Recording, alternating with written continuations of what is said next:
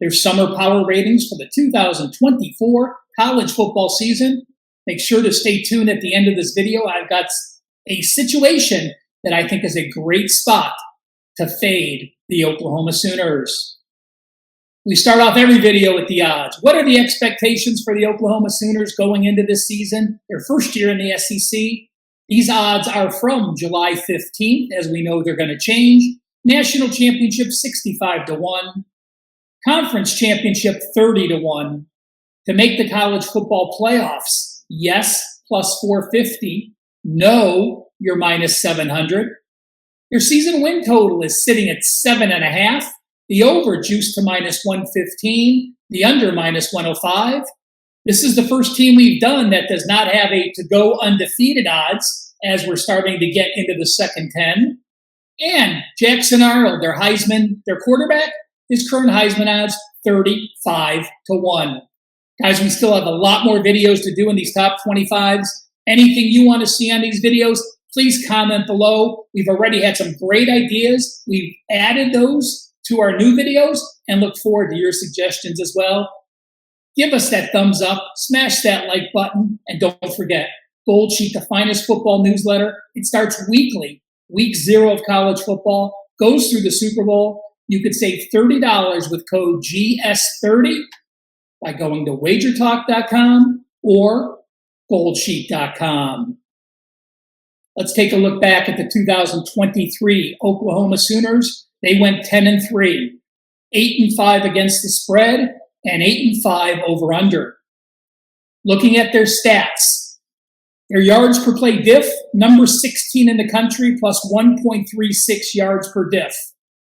Yards per game on offense and defense, number 3 and number 79. Points per game, number 4 and number 48. They played the number 16 toughest schedule, and when you break in that schedule with their offense and defense, their efficiency ranks are number 16 and number 22. So when you have some poor numbers, but you play a very tough schedule, the efficiency is the great equalizer in that. I want to share one misleading stat with you. If you're looking at passing yards per game allowed, they allowed 251 yards last year. That was number 109, one of the poorest. But when you look at the offenses they faced, the quarterbacks they took on, their pass efficiency defense was number 17. So just one of those things to look at when you're breaking down stats. There are very misleading stats, and there are stats that tell the true story. Oklahoma did lose 2 games as a touchdown favorite last year at Oklahoma State and at Kansas. That's the reason they had 3 losses on the year. When you look at their close games, those decided by a touchdown or less, they won 3, they lost 2. So about average. Against Texas, they were plus 3 turnovers and still trailed 30-27, but they went 75 yards in 5 plays, scored the TD with 15 seconds left. The next week, UCF, they trailed 23-17 into the fourth quarter, 2 fourth quarter touchdown drives. Then they allow UCF to score a touchdown with a minute to go, but stopped the 2-point conversion, their second close game. First 2 are both wins. Kansas, they led 21-14 late second quarter, but trailed 26-21 and had 4 lead changes in the final 16 minutes, allowed an 80-yard touchdown drive to score with under a minute to go. And their final close game was the 4th in a row against Oklahoma State. They trailed 17-14 at halftime.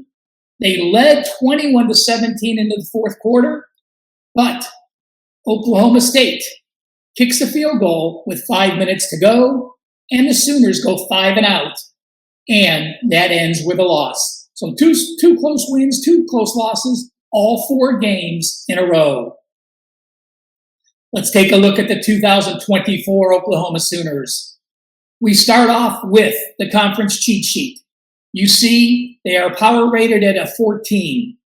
13 returning starters, 4 on offense, 9 on defense. Number 54 as far as returning production.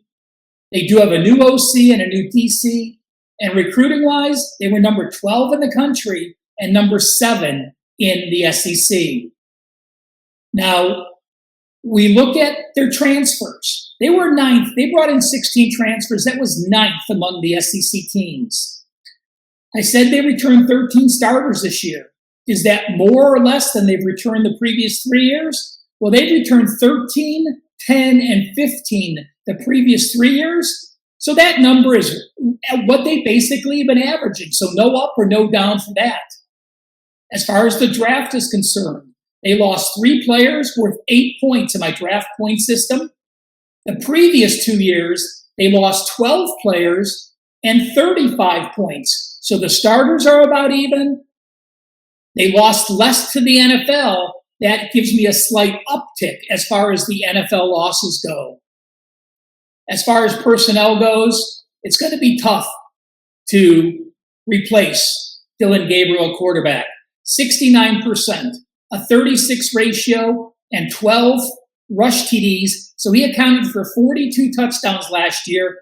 Yes, they gave him a wheelbarrow of NIL offerings, but he still did go to Oregon. Jackson Arnold started in the bowl, so you're going to have a young kid, second year in the system, taking over a quarterback. Running back, they return their number 1, plus have a nice transfer, give them an up mark in the up downs. Wide receivers, they lose their number 1 and a tight end, but they return their number 2 through 6 receivers. They're going to be just fine. The O-line, folks, it's scary. They lose all 5 starters and 4 backups. Now they went out and they brought in 5 transfers that have 110 career starts. So that is about 20 career starts per transfer, but it's going to take a couple games for that O-line to mesh. Clearly a concern for the Sooners. Their defense, again, I told you bad defensive numbers last year. This year they have 9 returning starters, and this year I think they will be an under team. The offense will struggle early. The defense is that good.